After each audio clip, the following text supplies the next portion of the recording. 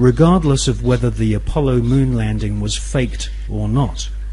An interesting photograph hangs on the wall of the Sanctuary of the Scottish Rite Masons in Washington, D.C. This photograph shows astronaut Neil Armstrong holding a Masonic apron over his spacesuit. The photograph has seemingly been taken on the moon, or at least on a studio set which resembles the surface of the moon. Neil Armstrong has become a mysterious character since his alleged moon expedition. According to the records of the Ohio Grand Lodge of Masons, Neil Armstrong's father is a Freemason. In fact, Neil Armstrong Sr. is a high-ranking 33rd degree Freemason. Neil Armstrong's co-pilot, the second man to have allegedly walked on the moon, was Buzz Aldrin. At the time of the Apollo 11 mission, Buzz Aldrin was a 32 degree Freemason. They were in good company, as many of NASA's astronauts were also Freemasons, including Gordon Cooper, Walter Schirra, John Glenn, Edgar Mitchell, Thomas Stafford, and Paul Weitz. These men were all members of the Brotherhood, all sworn to keep secrets on pain of death. These astronaut Masons were under the leadership of Kenneth Kleineknecht, who was NASA's Apollo space program manager. According to an article and photograph published in the Masonic magazine Scottish Rite Journal, upon his return from the moon, Brother Buzz Aldrin presented a flag to Sovereign Grand Commander Smith, who was the Supreme Commander of the Supreme Council of 33rd degree Masons of the world. The flag Buzz Aldrin presented had been taken to the moon on Apollo 11. According to a Masonic lecture delivered at Beauverde University in 1994 by American Masonic historians, astronauts Buzz Aldrin and Neil Armstrong performed a Masonic ritual exactly 33 minutes after touchdown on the lunar surface. They temporarily planted the international flag of Scottish Rite Freemasonry, which features a large double-headed eagle. Therefore, the eagle has landed. Override off. Engine arm off. 13 is in. We copy you down, Eagle. Listen, Tranquility Base here. The Eagle has landed. Roger, Tranquility. We copy you on the ground. You got a bunch of guys about to turn blue. We're breathing again. Thanks a lot. And we're getting a picture on the TV.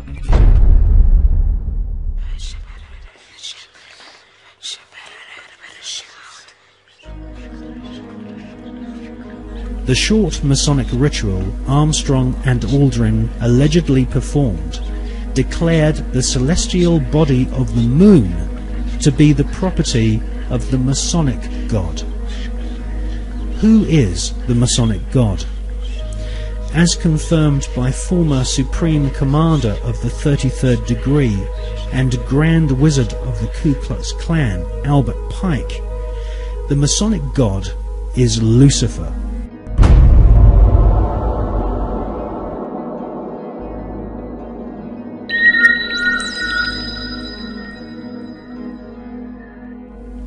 The name of NASA's space program, Apollo, according to the Holy Bible, is actually an alternative word for the devil. We can see this in the Bible as the word Apollyon. Apollyon appears as the name of Satan in the original texts of the New Testament Gospels.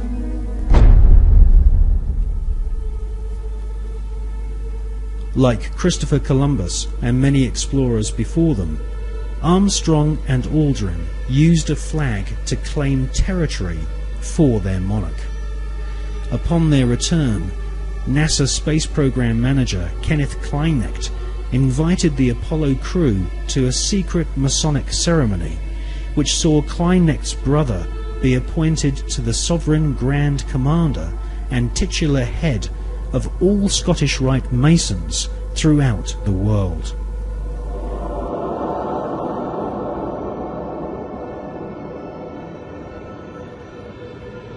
Once you learn the occult significance of words such as Apollo, Columbia, and Atlantis, you will realize that the occultically inspired murdering Nazis who developed NASA's space program have used names which are part of ritual, magic, and the occult.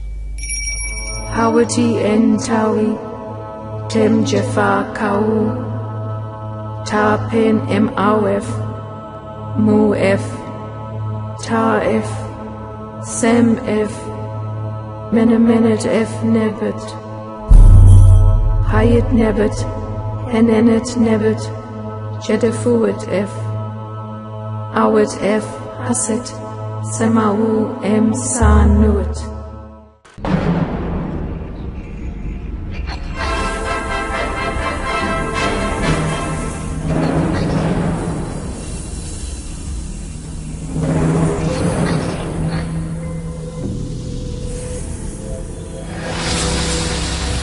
Mike, what I keep imagining is if I'm some lonely traveler from another planet, what I think about the Earth from this altitude, whether I think it'd be inhabited or not.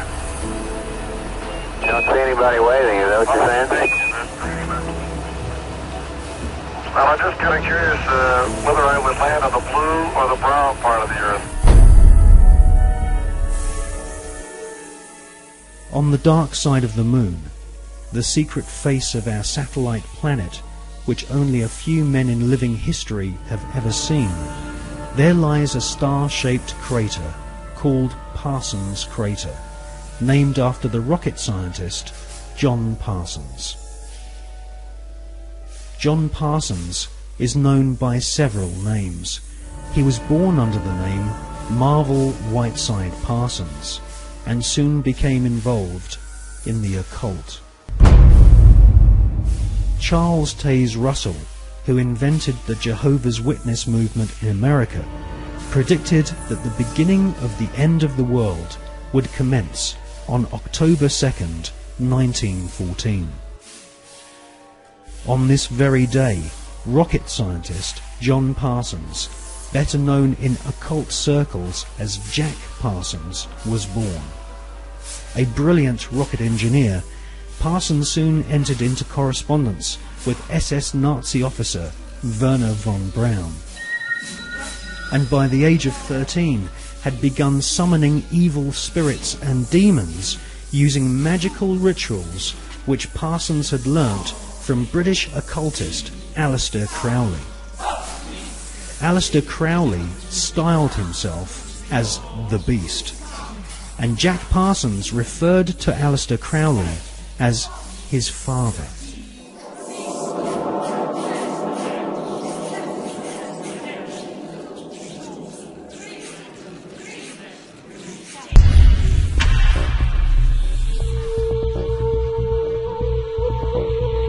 Grand Master of the Priory de Sion, Jules Verne, had written several books which strongly influenced the mind of the young Jack Parsons. In 20,000 Leagues Under the Sea, Jules Verne prophesied the invention of a submarine vehicle which could wage war from the depths of the oceans. In newspaper reports read by the young Jack Parsons, he saw German U-boats launching futuristic torpedoes, travelling under the sea and causing death and chaos. Young Jack Parsons wrote in his journal that if the French author Jules Verne's submarine was a tangible possibility, then why not the rocket ship which travelled to the moon and back in Verne's other books? For most of Jack Parsons' adult years, he was an adept of occultism and a distant disciple of Aleister Crowley. When Crowley visited California and gave the go-ahead to form a new chapter of his OTO Satanic Secret Society, it was Pasadena the hometown of Parsons, which was chosen. Jack Parsons developed and patented several liquid and solid fuel rocket engines. His patented designs are still being used to this day on intercontinental ballistic missiles such as Polaris and the Space Shuttle. The Polaris nuclear missiles use Parsons rocket technology, which has a pentagram-shaped void impressed into the solid rocket fuel to aid faster burning. Parsons also patented an acid aniline mix, which was used on the first generation of Titan nuclear missiles, used to deliver deadly warheads and also used for high-level atmospheric tests.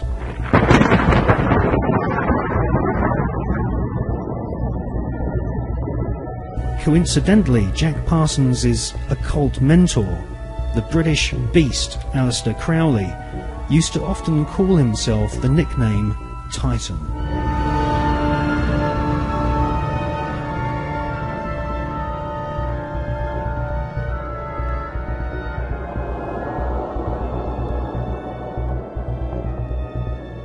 On April the 15th, 1942, Parsons demonstrated a plane powered by 2 liquid fuel rocket boosters at Edwards Air Force Base.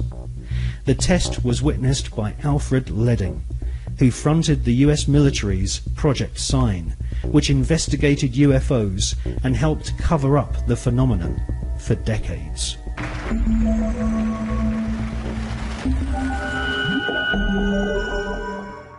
Jack Parsons revered the English Satanist Aleister Crowley, and eventually became the leader of one of Crowley's secret cults called the OTO. The OTO, or Ordo Templi Orientalis, claims descent from the Bavarian Illuminati, which had been revived by Adam Spartacus Weishaupt on May 1st, 1776, and had approximately 2,000 members in Masonic lodges in London, Paris, Copenhagen, Amsterdam, Munich and Ingolstadt. The Illuminati was essentially controlled by European, Germanic, Jewish aristocrats, who sought to replace the church, government system and national identity of nations with an Illuminati-controlled superstate. The Illuminati was eventually outlawed in Europe, and the founders fled to America. They then fragmented their maverick secret society into fraternities operating from the campuses of Yale, Harvard, and Princeton.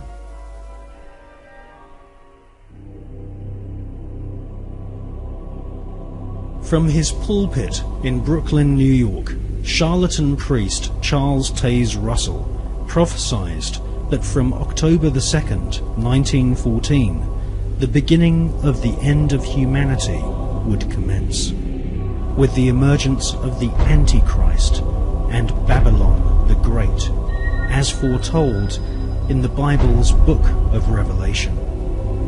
Jack Parsons, born on that prophetic day, would later attempt to invoke the incarnation of Babylon and also sign an oath stating that he was indeed the Antichrist.